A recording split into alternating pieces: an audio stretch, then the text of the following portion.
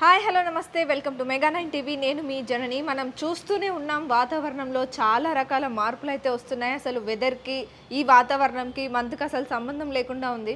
ఓ పక్క చలి చంపుతుంటే అందులోనూ మళ్ళీ వర్షం కురుస్తుంది. నిన్న మనం హైదరాబాద్ వాతావరణం చూసుకున్నట్లయితే మోస్తారు నుంచి కొంచెం భారీ వర్షాలే పడ్డాయి అని చెప్పుకోవచ్చు.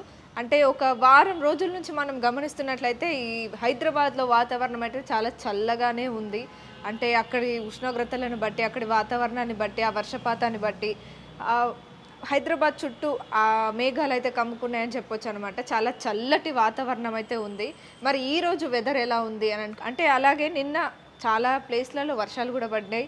ఖైరతాబాద్ గానీ, మాదాపూర్ గానీ, జూబ్లీ హిల్స్ కానీ ఇలా చాలా చోట్ల మోస్తారు నుంచి భారీ వర్షాలయితే కురిశాయి.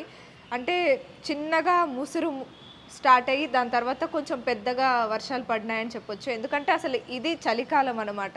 కానీ వర్షాలు పడడం అంటే కొత్తేం కాదు. క్రిస్మస్‌కి ముందు తర్వాత వర్షాలు పడతాయని అనుకుంటూ ఉంటారు.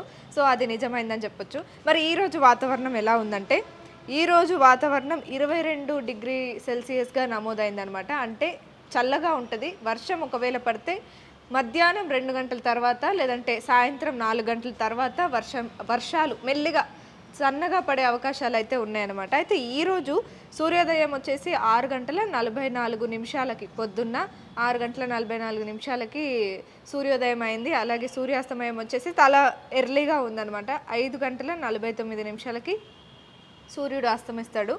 అంటే ఈ వాతావరణం వచ్చేసి ఇది చలికాలం కాబట్టి సేమ్ అలాగే ఉంటదనమాట. అయితే రేపొచ్చేసి 89% వర్షం పడే అవకాశం ఉంది. ఈరోజు కొంచెం తక్కువ అవకాశాలున్నాయి. రేపు 89 అంటే 90% వర్షాలు పడే అవకాశం ఉంది. దాని తర్వాత ఒక 2 రోజులు మళ్ళీ సూర్యుడు వస్తాడనమాట. అంటే మనకి నార్మల్‌గా ఎండ ఉంటది. మరీ అంత ఉండదు.